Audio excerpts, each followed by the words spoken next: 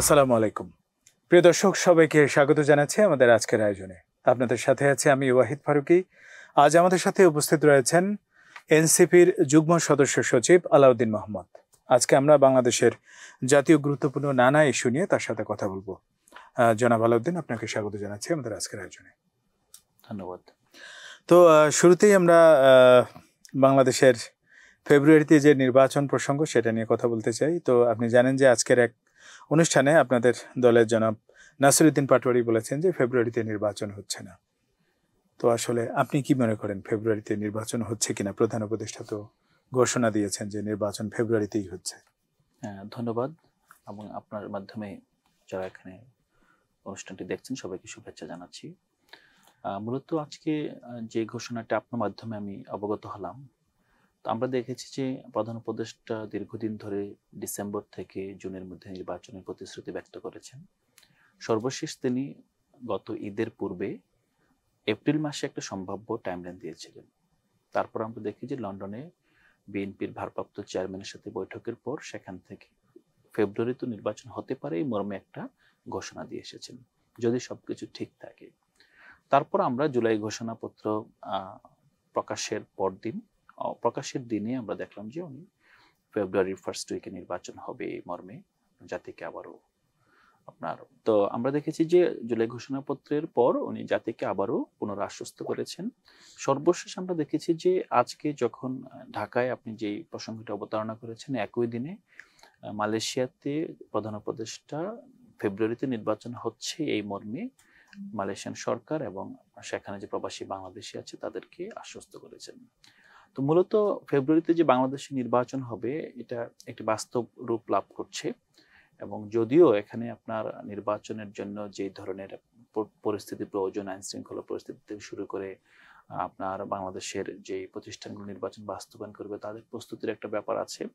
But আমরা মনে করছি যেহেতু সরকার দেশকে একটি স্টেবিলিটির দিকে নিয়ে আসতে পেরেছে এবং আগামী দিনগুলোতে রাজনৈতিক দলগুলোর সাথে ঐক্যের মাধ্যমেই বাংলাদেশ পরিচালনা করে এগিয়ে যেতে হবে, সেক্ষেত্রে বড় রাজনৈতিক দলের একটা চাপ আছে নির্বাচন বাস্তবায়নের।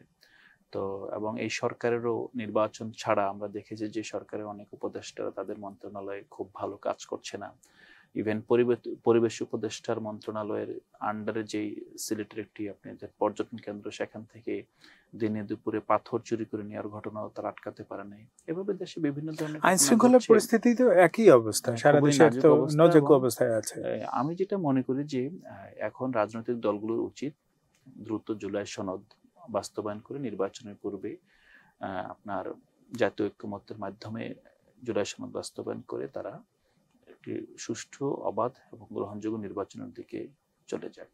কারণ এখানে আপনারা দেখেছেন যে এই সরকার যদি এই সরকারই থাকে, এই সরকারের পক্ষে সত্যিকার অর্থে আমরা যে এগুলো সরকারের কাছে চাচ্ছি এগুলো দেওয়ার মতো ক্যাপাসিটি আছে কিনা এটা অনেকেই সন্দেহ প্রকাশ করছে।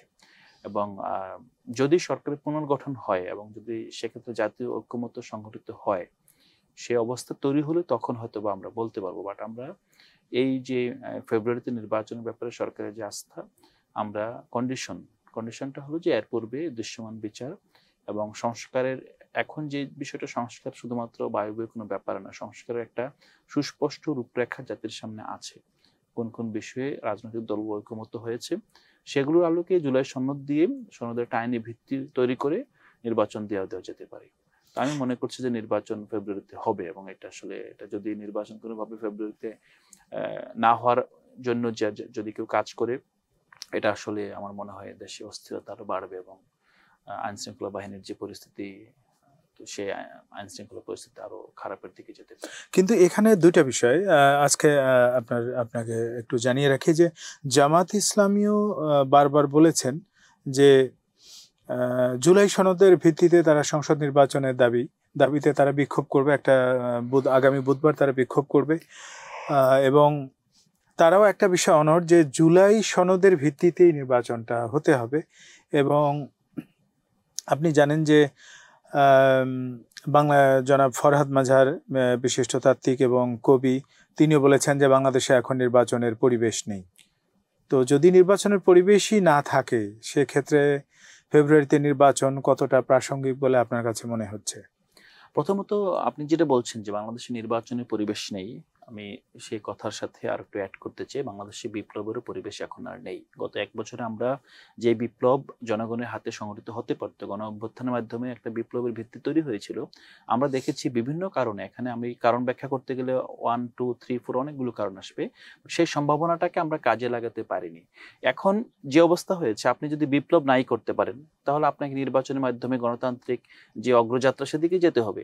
তো এইটার দুইটার মাঝখানে আমি আসলে কোনো তৃতীয় রাস্তা দেখছি না, যে এখানে আপনার নির্বাচন না হলে আপনি এখানে বিপ্লব হবে, এখানে গণতান্ত্রিক বিপ্লব যে কোনো ধরনের আপনার বড় ঘটনা ঘটবে, আমি এটা মনে করছি না। আমার যেটা মনে হচ্ছে যে নির্বাচনের পরিবেশ নাই, নির্বাচনের পরিবেশ করতে হবে।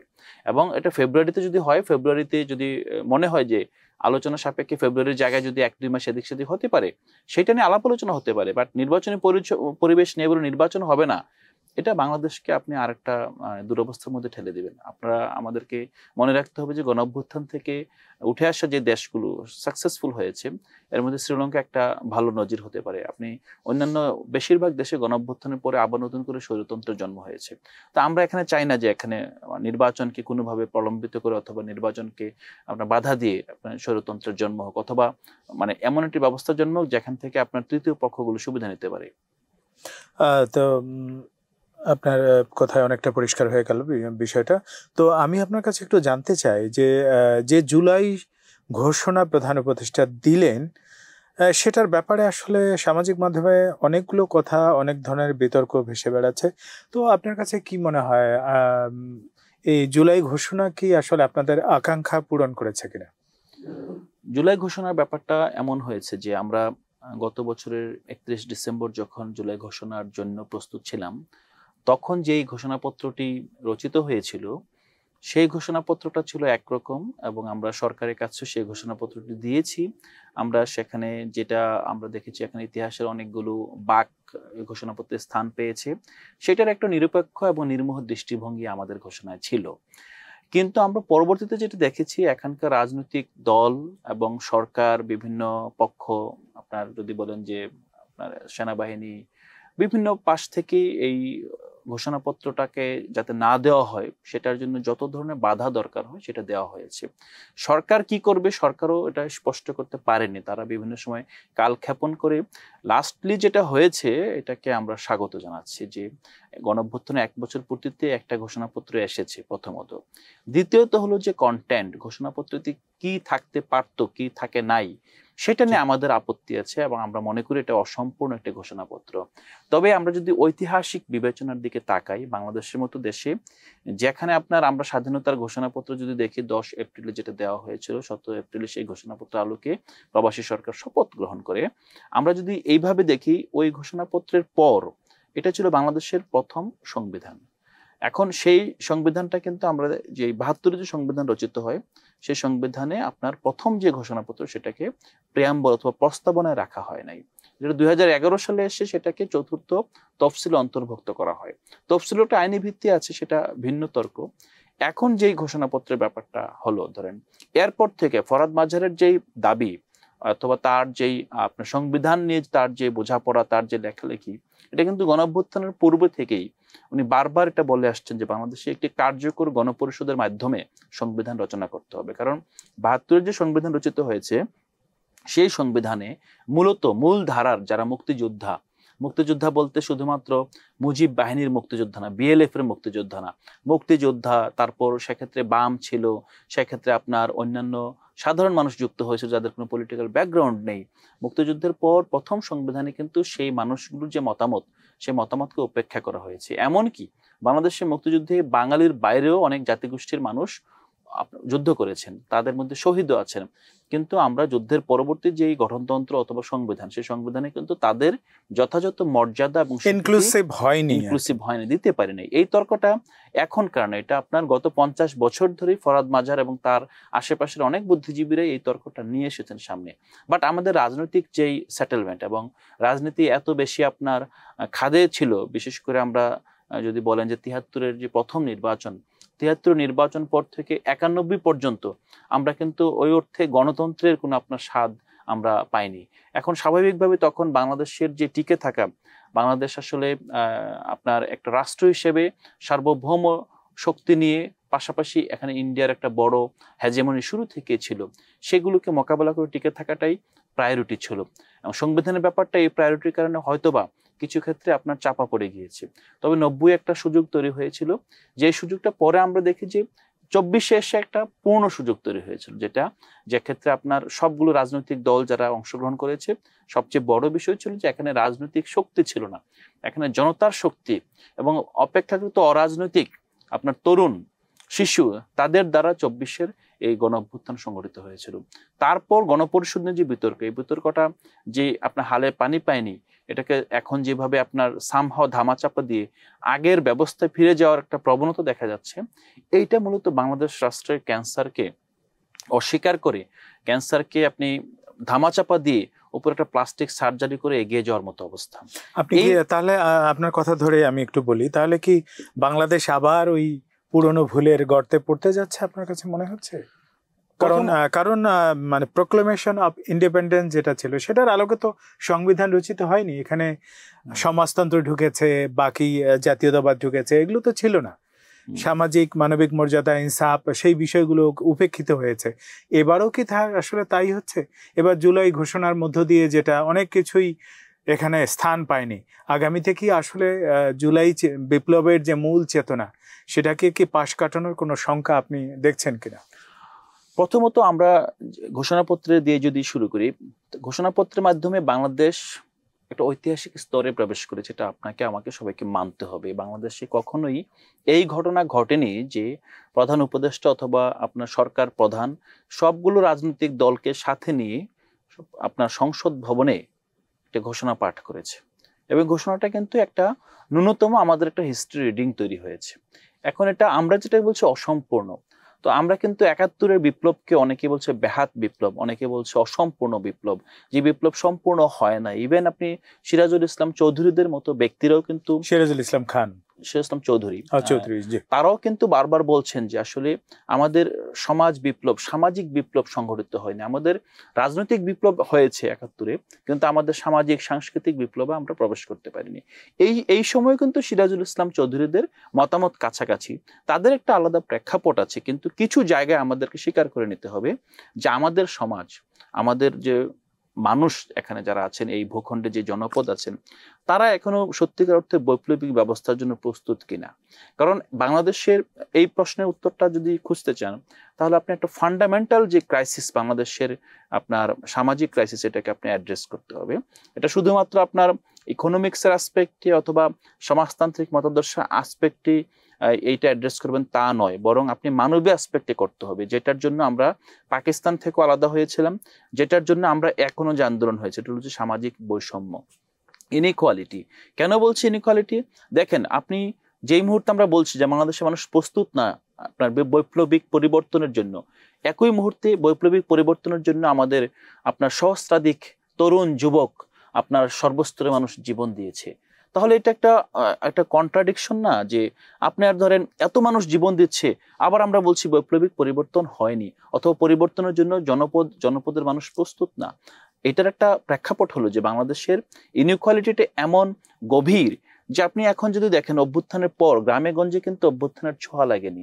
গ্রামে গঞ্জে এখন সারা বিশ্বে যে কমিউনিকেশন রেভলিউশন ঘটেছে, বাংলাদেশের প্রতিটা প্রান্ত, বাংলাদেশ অপেক্ষাকৃত ছোট দেশ, পৃথিবীতে যেখানে বড় বড় বিপ্লব হয়েছে সেগুলো বড় বড় ভূখণ্ড। বাংলাদেশ সেই অনুপাতে অনেক অনেক অল্প বেশি জনসংখ্যার ছোট একটা জনপদ। তো যদি আপনার সেটা হয়, সেক্ষেত্রে কেন গ্রামে গঞ্জে বৈপ্লবিক ছোঁয়া লাগেনি? এটা একটা বড় কারণ হলো যে আমাদের সমাজ হলো যে এখন যেভাবে শাসনতান্ত্রিক ভাবে শহর নির্ভর সমাজ, বিশ্ববিদ্যালয় শিক্ষিত মিডল ক্লাস নির্ভর সমাজ, তারা কোনোভাবে সমাজে টিকে আছে। কিন্তু আরেকটা শ্রেণী আছে, আপনি যদি 4 মিলিয়ন যে গার্মেন্টস শ্রমিকের কথা বলেন, এটা কিন্তু রাষ্ট্রের একেবারে মেরুদণ্ড। এই মেরুদণ্ডে কিন্তু আমাদের যে রাজনীতিতে তাদের কোনো স্টেক নাই। হ্যাঁ, তাদের আপনি দেখবেন কোথাও কোনো ভূমিকা নাই, কোনো আলোচনা তারা নাই। তারা কিন্তু এবারের আন্দোলন সংগ্রামে বড় একটা ম্যাসিভ ভূমিকা পালন করেছে। ডেফিনেটলি। বাট আন্দোলনের পরে, সংগ্রামের পরে কি হয়েছে? পরে দেখা যায় আপনি কিন্তু প্রথম যেই আপনার মানে গুলি করা হলো, পুলিশের বুলেট এক শ্রমিকের বুক চিরেছে। এখন ওই শ্রমিকের জায়গাটা আমি যেটা বলছি যে আপনার রাষ্ট্রকল্প থেকে এই শ্রমিককে বাদ দেওয়া হয়েছে। রাষ্ট্রকল্প থেকে কৃষককে বাধ্য হয়েছে। আমরা কিন্তু নদী নির্ভর, আমরা সমুদ্র উপকূলীয় বাংলাদেশ, আমরা কিন্তু রাষ্ট্রকল্প থেকে জেলেদের, মৎস্যজীবীদের বাদ দেওয়া হয়েছে। এরকম ভাবে আপনি যদি দেখেন যে বা রাষ্ট্র মূলত শহর কেন্দ্রিক কিছু পেশাজীবী এবং রাজনীতিবিদদের দখলে এবং মোর ওভার অলিগার্ক ব্যবসায়ীদের দখলে। এইটা যে এই যে একটা অসাম্য, এই অসাম্যটা শুধুমাত্র আমরা রাজনৈতিক বক্তৃতা বিবৃতির না, এটাকে অ্যাড্রেস করতে হবে। আমরা যেটা বলছি বিপ্লবের প্রেক্ষাপট, বৈপ্লবিক পরিবর্তন, এই পরিবর্তনের জন্য দীর্ঘ যেই কাজ করা দরকার ছিল গ্রামে গঞ্জে মানুষের মধ্যে, এবং সবচেয়ে বড় বিষয় যে কোনো সমাজ বিপ্লব মূলত শুরু হয় শিক্ষা দিয়ে। আমাদের শিক্ষাটাকে ধ্বংস করা হয়েছে, শিক্ষাটাকে বহুদা বিভক্ত করা হয়েছে।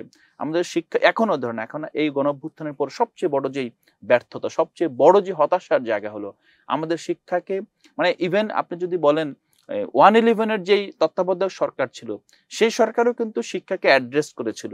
হ্যাঁ, আর রাশেদা কে চৌধুরীর মতো আপনার যারা গণশিক্ষা নিয়ে দীর্ঘদিন কাজ করেছেন, তারা শিক্ষা নিয়ে কাজ করেছেন। এই সরকারে এই ছাত্রদের আন্দোলন, তরুণদের আন্দোলন, শিশুদের আন্দোলন, তাদের আন্দোলনের যে ফল, যে সরকার, সেই সরকার শিক্ষাকে আপনি ইগনোরড রেখেছে। কেন রেখেছে? এর একটা বড় রাজনৈতিক কারণ আছে।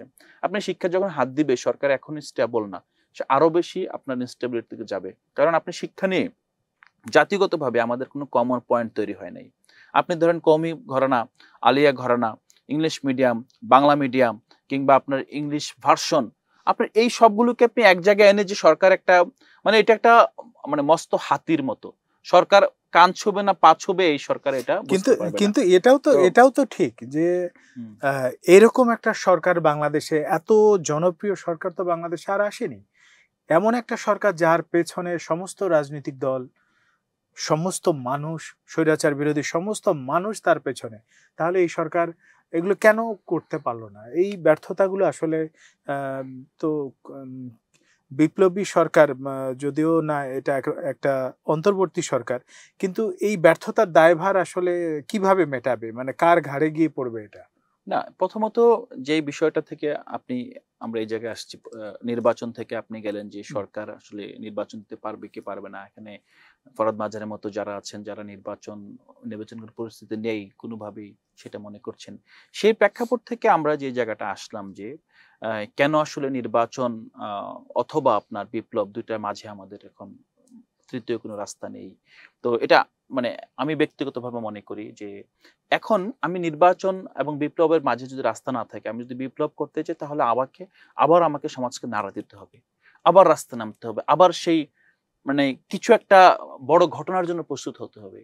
আমার মনে হয় না যে মানে একটা অসমাপ্ত বিপ্লবের পর স্টেবিলিটি ছাড়া আবার নতুন করে শুরু হয় না, এটা কখনোই সম্ভব হয় না। এখন আপনাকে একটা সামহাও, মানে আপনি তো ওই বৈপ্লবিক যে মুহূর্ত, গাঠনিক যে মুহূর্ত, যে মোমেন্টাম, এটা তো পার করে ফেলেছেন। আপনার এখন মূলত মোমেন্টাম আছিল স্টেবিলিটির দিকে যাওয়ার, এবং রাষ্ট্রের প্রায়োরিটি এটাই ছিল। আপনার যে প্রশ্নটা, সেই প্রশ্নের উত্তরে যদি বলি, ধরেন কেন পারলো না, কেন না পারলো, এটার মধ্যে সবচেয়ে বড় বিষয়টা যে বিপ্লবী শক্তিরা এত বেশি আপনার এখানকার যে আপনি যেটা বলেন যে ভেস্টেড ইন্টারেস্ট, যে মানে যে কোনো সমাজ বিপ্লব ধরেন, সবগুলো মানুষের একটা কমন কজ লাগে যে আমরা এই কজে আমরা একত্রিত হয়েছি। আমাদের এখন একটা কজ ছিল, এই কজটা বেশিরভাগই ছিল যে একটা ফ্যাসিবাদী শাসনের পতনের কজ। কিন্তু এর পরে যেটা হয়েছে, শক্ত আপনার অধ্যাপক ইউনূসের সরকার ডেফিনেটলি আপনি যেটা বলছেন ইতিহাসের সবচেয়ে জনপ্রিয় সরকার, কিন্তু সবচেয়ে শক্তিশালী সরকার তো না। আপনার শুধু জনপ্রিয়তা দিয়ে কিন্তু আপনার রাষ্ট্র পরিচালনা সম্ভব হয় না। আপনার জনপ্রিয়তা, আপনি যদি বলেন ডক্টর ইউনূস যদি চাইতো মানে জনগণের কাছে আপনারা ওই লাঠি সোটা নিয়ে বের হন, জনগণ কি বের হতো? অথবা উনি কি চাইতেন? উনার শক্তির জায়গাটা যে হ্যাঁ, আমার একটা জায়গায় খুব আমার ভালো গ্রহণযোগ্যতা আছে, বৈশ্বিক গ্রহণযোগ্যতা আছে, মানুষ আমি যেটা করব সেটা আমি বাস্তবায়ন করতে পারবো। বাট উনি তো ওনার উইকনেস জনগণের কাছে প্রকাশ করেন নাই যে আমি এই জায়গায় প্রবলেম ফেস করছি। কেন প্রকাশ করেন? এটার আবার কারণ আছে। কারণ উনি রাজনৈতিক না, উনি আসলে ওই বিপ্লব নিয়ে কখনো খেলে নাই। অনেকেই কিন্তু ধরেন আপনি মাহফুজ আলম, আজকে হঠাৎ করে তো উনি বিপ্লবী হন নাই, উনি দীর্ঘদিন ধরে ক্যাম্পাসে, আপনি দেখবেন একটা গ্রাজুয়েট আন্ডারগ্রেড স্টুডেন্ট দীর্ঘদিন ধরে বিপ্লবের স্বপ্ন দেখেছে, সবসময় বৈপ্লবিক কিছু করতে চেয়েছে। আমরা তার আশেপাশে ছিলাম, আমরা দেখেছি যে সবসময় যে ভাই কিছু না করে ক্যাম্পাস ছাড়বো না, এখানে বড় কিছু করার একটা তাড়না ছিল। তো আমরা দেখছি যে মাহফুজ আলম হয়তোবা এখন বিপ্লবে মাস্টারমাইন্ড ছিল কিনা, অথবা তার কি ভূমিকা ছিল, এটা আরেকটা তর্ক। কিন্তু মাহফুজ আলমদের যেই আর্জ, যে বড় কিছু করার যে তাড়না, যে রাষ্ট্রকে আমি নাড়া দিয়ে দিব, এই রাষ্ট্র এভাবে থাকবে না, সেই তাড়না তো আমরা অস্বীকার করতে পারবো না। অধ্যাপক ইউনূস এবং তার উপদেষ্টাদের মধ্যে তারা মূলত একটা ওল্ড সেটেলমেন্টের মধ্য দিয়ে বেড়ে ওঠা মানুষ।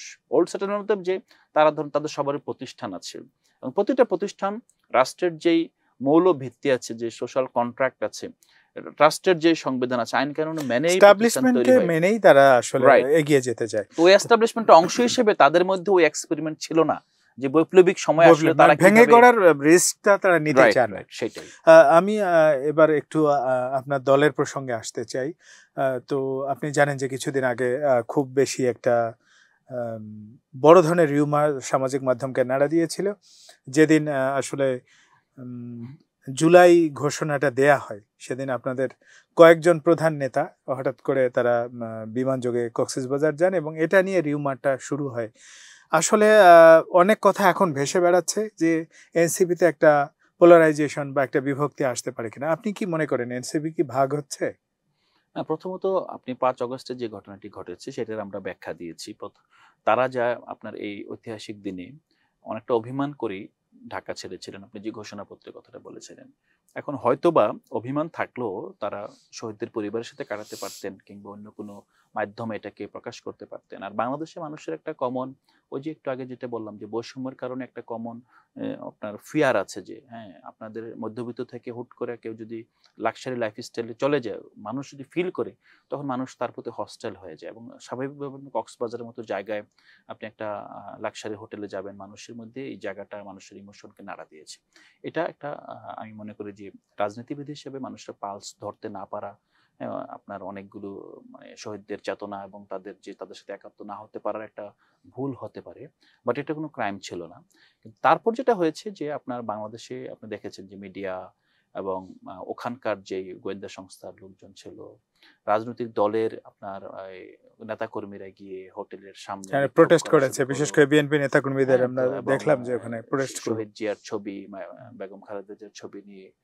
এটা খুব একটা মানে আপনার দৃষ্টিকটু কাজ হয়েছে, এবং এটা কখনোই প্রত্যাশিত না, এবং তারা নিরাপত্তাহীনতার মধ্যে পড়ে গিয়েছিল। সেই প্রেক্ষিতে আমাদের দল থেকে সিনিয়র নেতৃবৃন্দ, আমাদের আহ্বায়ক এবং সদস্য সচিব, তারা তাদেরকে শোকজ করেছেন। তারা একই সাথে কেন 5 জন একটা জায়গায় গেলেন। মূলত ব্যাপারটা যদি কোনো মানে এখানে দেখেন 2টা কাপল, হ্যাঁ, তো তারা যদি যেতেন, তাদের ব্যক্তিগত লাইফে কোনো আপনার হস্তক্ষেপ করার কোনো অধিকার নাই। যেহেতু তারা 5 জন একই সাথে গিয়েছেন, এবং জনমনে এবং রাষ্ট্রের বিভিন্ন পক্ষের মধ্যে একটা গুঞ্জন দেখা দিয়েছে যে হ্যাঁ, তাহলে 5 জন একসাথে কেন গেল। তো এই বিষয়টা নিয়ে একটা ভুল বোঝাবুঝি তৈরি হয়েছে, কিন্তু এটার সমাধান করতে আমাদের দল থেকে একটা নোটিশ দেওয়া হলো যে না, আসলে আপনার কারণ দর্শান যে আপনারা কেন, এটা কোনো কারণ আছে কিনা। তারা কারণটা পাবলিকলি জবাব দিয়েছে যে কেউ সেখানে নতুন কিছুর জন্য ভাবছেন, অথবা রাষ্ট্র নিয়ে চিন্তা ভাবনা করতে গিয়েছেন, মানে লাইটলি নিয়েছেন আর কি। আমি আপনার কাছে এখানে আর একটা প্রশ্ন করতে চাই, সেটা হচ্ছে যে এই ধারণা কেন হলো যে পিটার ডিহাসের সাথে বৈঠক হবে, এই গুঞ্জনটা প্রবল হলো, এবং আমি সেই সাথে আপনার কাছে জানতে চাই আসলে আমেরিকার সাথে কি আপনাদের এরকম কোনো প্রচেষ্টা আছে কিনা, যেগুলো অ্যাজ এ ফরেন পলিসি হিসাবে আপনার বিশ্বের অনেক দেশের সাথে যোগাযোগ থাকতেই পারে এবং রাখাও উচিত। তো সেই ক্ষেত্রে আমেরিকার সাথে কি আপনারা এক্সট্রা কোনো দেন দরবার বা কোনো প্রচেষ্টা আপনার দলের পক্ষ থেকে ছিল কিনা, এটা আপনি কি মনে করেন? সোশ্যাল মিডিয়ায় যথেষ্ট গুঞ্জন আছে, আমি আপনার কাছে এই প্রশ্নটা জানতে চাই। প্রথমত এইটার জন্য আপনাকে একটু পিছনে ফিরে যেতে হবে। আমরা যদি দেখি যে এর আগে যখন আপনার কোনোভাবে হাসিনাকে হটানো যাচ্ছিল না, হটানো মানে তার হটানো গণতান্ত্রিক সব রাস্তায় বন্ধ হয়ে গিয়েছিল, তখন বিএনপি কিন্তু দীর্ঘদিন ধরে চেষ্টা করেছে আমেরিকার মাধ্যমে বাংলাদেশকে স্যাংশন ভুক্ত করে বাংলাদেশ থেকে এক্সপোর্ট, এবং বাংলাদেশ থেকে শান্তিরক্ষা মিশনে যে সৈনিক যাবে সেগুলো বন্ধ করে দেওয়ার। ইভেন স্যাংশনের হুমকিতেও কিন্তু হাসিনা সরকারের পতন হয়নি, এবং বাস্তবত হলে আমেরিকার স্যাংশন দেয়নি। কিন্তু আপনার 7 জানুয়ারি নির্বাচনের পর আপনার যেভাবে জাস্ট 6 মাসের মধ্যেই ছাত্র জনতার আহ্বানে মানুষ রাস্তা নেমে আসলেন, তখন কিন্তু পশ্চিমা বিশ্বের যে গণতান্ত্রিক শক্তিগুলো, তখন তারা কিন্তু একটা ভূমিকা পালন করেছে নিউট্রালাইজ করার ক্ষেত্রে, যেটা আপনি যে ফলকার যে মানবাধিকার কমিশনের যে আপনার ফলকার টুর্কের মন্তব্য পরে আসছে। পাশাপাশি আমরা দেখেছি যে বাংলাদেশের যে ইউএন বডি, তারা এই অভ্যুত্থানের যারা সমন্বয়ক ছিলেন তাদেরকে আশ্রয় দিয়েছেন, এবং এটা ওপেন, সবাই জানে, ধরেন এখানে মানবাধিকার সংস্থাগুলো তাদেরকে আশ্রয় দিয়েছেন, কারণ তাদের জীবনের প্রতি হুমকি ছিল ওই সময়ে। তো যেহেতু বাংলাদেশ দীর্ঘদিন ধরে আপনার ভারতের গ্রিপে ছিল, এবং ওবামা থেকে শুরু হয়েছিল যে ভারতের চোখে দক্ষিণ এশিয়া দেখার যে নীতি, ওয়ারেন টেররের যে আপনার প্রথম ভার্সন, তো তারপরে আপনার ভারতের সাথে আমাদের যে সম্পর্কটা ভারত যেভাবে এক্সপ্লয়েট করছিল, তখন কিন্তু আমেরিকাও চেয়েছে যে বাংলাদেশকে ভারতের এর থেকে বের করে আনা যায় কিভাবে, কারণ স্বাভাবিকভাবে আমেরিকা প্রতিটা দেশের সাথে তার একটা আলাদা আপনার ইন্টারেস্টের জায়গা আছে, তার মানে বাইলেটারাল রিলেশনটাকে সে প্রাধান্য স্টেট টু দিবে, স্টেট একটা রিলেশন। State to state. তো সেই জায়গায় আমরা যেটা দেখেছি যে মানে ভারতের প্রতি যে অতি নির্ভরতা, তখন বিএনপি এবং অন্যান্য শক্তিগুলো সবসময় আমেরিকাকে এবং মানে ওয়েস্টার্ন ব্লককে চেয়েছে এখানে সক্রিয় করার জন্য, যারা ভারত থেকে কোনোভাবে বাংলাদেশকে বের করে আনা যায় কিনা। যখন ছাত্র জনতা রাস্তায় নেমে এসেছে, তখন আমেরিকা কিন্তু এখানে আপনার একটা নিউট্রাল ভূমিকা পালন করেছে, তারা এখানে সরাসরি অংশও নেয়নি, আবার তারা এটাকে কোনোভাবে এই সরকার রক্ষা করার জন্য কোনো প্রচেষ্টা করেনি। তো স্বাভাবিকভাবেই তারপর যেটা হয়েছে, আপনি দেখেন যে মানে বাংলাদেশ আমেরিকা এখানে রেভলিউশন করিয়েছে, অথবা এখানে আপনার হোয়াট এভার ইউনুসকে বসিয়েছে, এই ন্যারেটিভসটা তো আসলে আওয়ামী লীগের ন্যারেটিভস। কারণ আওয়ামী লীগ হেরে গিয়ে, পালিয়ে গিয়ে তার প্রথম মন্তব্যটাই হলো যে বাংলাদেশ জঙ্গিবাদ বাংলাদেশকে দখল করে নিয়েছে, এবং এই জঙ্গিদের আশ্রয় প্রস্তুতদাতার একজন এক নম্বর হলো অধ্যাপক ইউনুস, তাকে পশ্চিমা বিশ্ব তাকে এখানে বসিয়েছে। এবং এই ন্যারেটিভসটা যেহেতু আমাদের রাজনীতিতে ওয়েল ইনফর্মড, আমাদের কথাবার্তা কমই হয়, নেতা বলেছে, নেতা থেকে শুনে শুনে। কারণ আপনি দেখেন মানে একটা 5 স্টার হোটেলের সামনে যখন একটা গ্রুপ জড়ো হয়, তারা কিন্তু কখনো প্রশ্ন করে নাই যে আমি কার জন্য জড়ো হচ্ছি, কেন জড়ো হচ্ছি, আসলে তারা অপরাধী কিনা, আমি জড়ো হতে পারবো কিনা, এই প্রশ্ন কি তারা করে নাই কখনো। তারা মনে করেছে হয় নেতা তাদের নির্দেশ দিয়েছে, অথবা মনে করেছে যে যদি আমি এটা করি আমি চোখে পড়বো, যে আমাকে নেতার কাছে বাহবা পাবো। তো এখন এই জায়গাটা দেখেন, মানে যেটা আওয়ামী লীগের ন্যারেটিভ ছিল, ইন্ডিয়ান ন্যারেটিভ ছিল, যে এখানে বাংলাদেশে আমেরিকার হস্তক্ষেপে এখানে একটা সরকার হটানো হয়েছে, রিজিম চেঞ্জ হয়েছে, সো আমি তাদের ভাষায়। এটা কিন্তু ধীরে ধীরে কি হলো যে আমাদের যে এখানকার যে লোকাল বিএনপি আছে কিংবা অন্যান্য দল আছে, বাম দলগুলো আছে, তারাও বলা শুরু করলো। তারা যে বলা শুরু করলো, দেখেন তারা যে আমেরিকাকে আপনার দীর্ঘদিন ধরে রাজি করাতে পারে না যে হাসিনাকে কোনোভাবে আপনাকে নিয়ন্ত্রণে আনা অথবা একটা ফেয়ার নির্বাচনের জন্য বাধ্য করা, সেই তারা এখন যখন একটা জনগণ এবং তারা বলছে যে 400+ তাদের শহীদ, তাদের এই শহীদদের উপর ভর করে আসা যে সরকার, যে শক্তি, এই শক্তিটাকে তারা বিভিন্নভাবে আবার আওয়ামী স্টাইলে কোশ্চেন করা শুরু করলো। এটা আসলে বিএনপি যে ইন্টেনশনালি করছে তা না, এটা হচ্ছে বিএনপির ন্যারেটিভস একটা বড় উইকনেস রয়ে গিয়েছে। বিএনপি আসলে এখন পর্যন্ত আমরা পররাষ্ট্রনীতিতে বলি, কিংবা আমরা যদি বলি তার যে স্বরাষ্ট্রনীতি, তার যে জাতীয় নিরাপত্তা কৌশল, এগুলো এখনো স্পষ্ট না। হয়তোবা হবে, তাদের হয়তোবা দল ক্ষমতায় আসলে তারা তখন স্পষ্ট করবে। বাট এই জায়গায় আমরা দেখি যে বিএনপির মধ্যে আপনি যদি ব্লকগুলো দেখেন, বিএনপির যখন আপনার 18 নির্বাচন হয়ে গেল, বিএনপির আপনার খুব শীর্ষ নেতাদের একটা অংশ কিন্তু ভারতে গিয়ে আপনার নরেন্দ্র মোদী গভর্নমেন্টের সাথে দেখা করে এসেছেন, এবং পাশাপাশি আবার মানে একই সাথে ওয়েস্ট ব্লক এবং ভারতকে মেনটেন করার চেষ্টা করেছিলেন। এটার মাধ্যমে কিন্তু বিএনপি তার যে ঐতিহাসিক বাংলাদেশপন্থী রাজনীতি এবং তার যে আপনার ইন্ডিয়ার প্রতি একটা অবস্থান ছিল, বেগম খালেদা জিয়া যখন প্রণব মুখার্জির সাথে বৈঠক করলেন না, আপনারা জানেন যে যেটা থেকে শুরু হয়েছে বিএনপির সাথে ইন্ডিয়ার বড় আপনার দূরত্ব, আপনার সেই অবস্থান থেকে কিন্তু ইন্ডিয়া সরে এসেছে 18 নির্বাচনের পর। কারণ ইন্ডিয়া তখন বুঝতে পেরেছে যে হয়তোবা ইন্ডিয়ার সহযোগিতা নিয়ে অথবা ইন্ডিয়া তাদেরকে সামহাও আপনার কোনোভাবে এখানে ফেভার করবেন। বাট আসলে আপনি যদি শেখ হাসিনার ভাষায় বলেন যে তিনি যা দিয়েছেন তার চেয়ে বেশি কেউ দিতে পারবে না। তো সেই কমিটমেন্ট আসলে ইন্ডিয়া মানে আওয়ামী লীগ বিএনপির পক্ষে করা সম্ভব হতো না। আর শেখ হাসিনা পুরো রাষ্ট্রকে যেভাবে তার গ্রিপে নিয়ে দিয়েছেন, এই রাষ্ট্রকে এইভাবে গ্রিপে নিয়ে বিএনপি দিতে পারবে, এটার জন্য বিএনপির আবার 15-20 বছর সময় লাগতো। এবং সেই বিএনপির সেই ফ্যাসিস্ট কোনো কাঠামো নাই, বিএনপির আপনার জাতীয়তাবাদী কিংবা আপনার এখানকার যে সেকুলার ন্যারেটিভস নয়, যে ন্যারেটিভসে বলে এখানকার পুরো আপনার স্পেসকে তার ফেভারে এনে সে ইন্ডিয়াকে দিবেন, এটা আসলে বিএনপি রাজনীতিটা কখনো হবেও না, এটা ধরেন। তো আমরা একেবারে অনুষ্ঠানের শেষের দিকে আমি সর্বশেষ একটা ঘটনা দিয়ে শেষ করতে চাই, যে সার্জিস আলমের বিরুদ্ধে মানহানি মামলার একটা ঘটনা ঘটেছে। বিএনপির এক নেতা এই মামলাটা করেছেন, যে অপপ্রচার চালানোর অভিযোগে সার্জিস আলমের বিরুদ্ধে বিএনপির এক নেতা মামলা করেছেন। আসলে জুলাই বিপ্লবের প্রথম সারির যে কয়েকজন মুখ্য সৈনিক সেনাপতি, তার মধ্যে সার্জিস আলম একজন। তো এই ঘটনাটা আসলে কি বার্তা দিচ্ছে আগামী দিনের? হ্যাঁ, এটা কি বার্তা দিচ্ছে তার আগে আমি একটু যে অসমাপ্ত আলোচনাটা একটু লাস্ট সাম আপটা করে দিই। সেটা হলো যে আপনি প্রশ্ন করেছিলেন যে আমেরিকার সাথে আমাদের বিশেষ কোনো সেটেলমেন্ট আছে কিনা, সে উত্তরটা আসে নাই। জি। উত্তরটা হলো যে আমরা গত কালকে যেই আপনার বৈঠকে বসেছিলাম, এটা একটা ধারাবাহিক বৈঠক রাজনৈতিক দলগুলোর সাথে ইউএস এমবেসির, এবং আপনি জানেন যে আপনার এখানে ভারপ্রাপ্ত রাষ্ট্রদূত লন্ডনে গিয়ে তারেক রহমানের সাথে বৈঠক করে এসেছেন। ইভেন তারা আমাদের অফিসেও আসতে চেয়েছিলেন, কিন্তু আমাদের অফিসে যেহেতু আপনার ওরকম অবকাঠামোগত এবং নিরাপত্তাগত সুবিধা নেই, আমরা বলেছি যে আমরা বরং আপনাদের এখানে আসি। তো এটা এক ধারাবাহিক বৈঠক, এবং এটা প্রতিটি দেশের রাষ্ট্রদূতরা এখানকার রাজনৈতিক দলগুলোর সাথে, সিভিল সোসাইটির সাথে এবং সরকারের সাথে, তারা এখানে তিনটা কিছু কিছু আপনার এমবেসি আছে ব্যবসায়ীদের সাথেও আপনার এখানে বৈঠক করেন।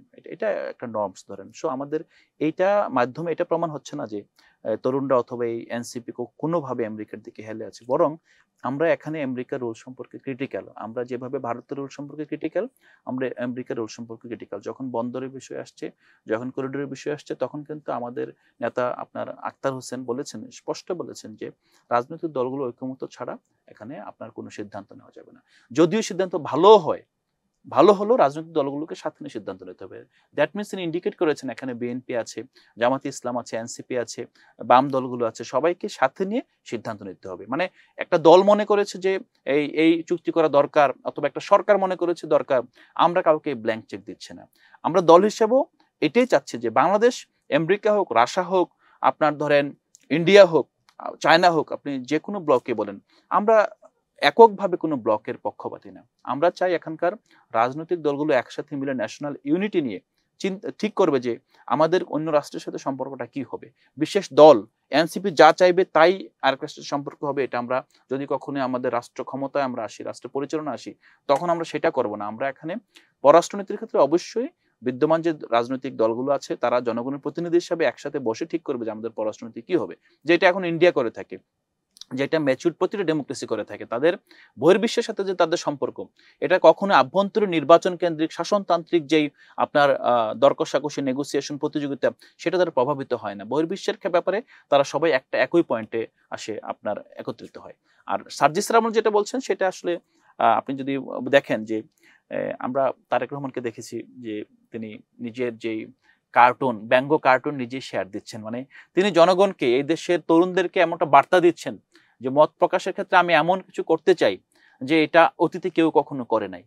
উনি তো নিজে শেয়ার নাও দিতে পারতেন। হ্যাঁ, ওনার ব্যাপারে একটা ব্যঙ্গ কার্টুন এঁকেছেন, উনি শেয়ার দিয়েছেন যে আমি আসলে স্রোতের প্রতিকূলে হাঁটবো, হ্যাঁ, আমি কখনোই আগের ধারায় হাঁটবো না, আমি বাংলাদেশের জন্য নতুন কিছু দিব। কিন্তু তার নেতৃবৃন্দের মাঝে কি ওই প্রতিফলনটা আছে কিন্তু আপনি মনে করেন? তারেক রহমান যা বলছেন সেটা কি আসলেই কোনো এক্সিকিউশনের জায়গায় কি আসলে তারেক রহমানের কথা কি এক্সিকিউট হচ্ছে? না, এখন যদি মনে হয় যে আপনার তারেক রহমানকে আমরা কেন রেসপেক্ট করি, তারেক রহমান, বেগম জিয়া এবং শহীদ প্রেসিডেন্ট রাষ্ট্রপতি শহীদ প্রেসিডেন্ট জিয়াউর রহমানের ছেলে হিসেবে রেসপেক্ট করি না।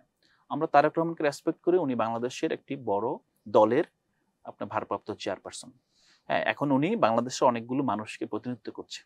এখন তিনি যেই কারণে রেসপেক্টেড, যেই কারণে ওনাকে আপনার বিদেশের রাষ্ট্রপ্রধানরা, ইভেন আপনার সারা বিশ্ব ওনাকে সমীহ করছে যে মানে উনি হয়তো বা আগামীতে হয় ক্ষমতায় আসবেন অথবা বিরোধী দলে আসবেন, যে কোনো নির্বাচনে তার দল একটা ভালো অবস্থান থাকবে।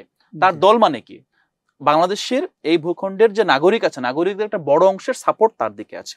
এখন যে অংশটা তাকে সাপোর্ট করে, তিনি তো তার গার্ডিয়ান। এখন ওনার যদি ওই অংশের প্রতি, যদি তার যে স্ট্রাকচার আছে, সাংগঠনিক কাঠামোর মাধ্যমে যদি তাদেরকে তিনি আস্থায় না নিয়ে আসতে পারেন, তার চেইন অফ কমান্ড যদি তিনি সেখানে এনশিওর না করতে পারেন, তাহলে দায়িত্ব তাকে নিতে হবে।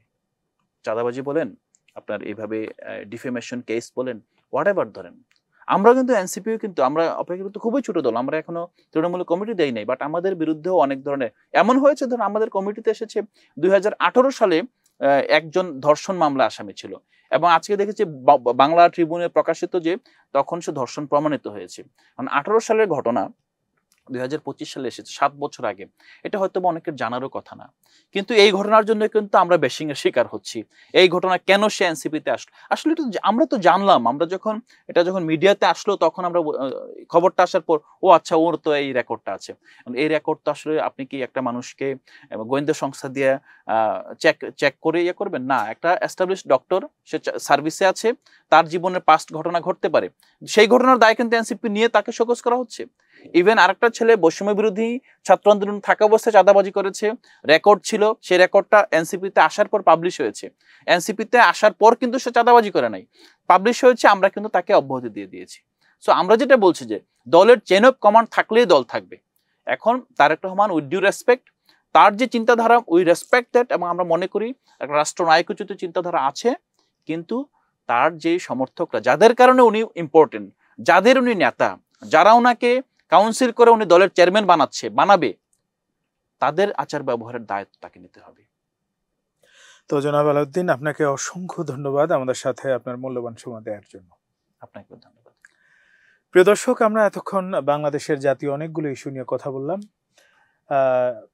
সামনে আরো কিছু গুরুত্বপূর্ণ ইস্যু নিয়ে আবারও তার সাথে আমাদের কথা হবে। সেই পর্যন্ত সবাই ভালো থাকুন, সুস্থ থাকুন আর নিরাপদে থাকুন।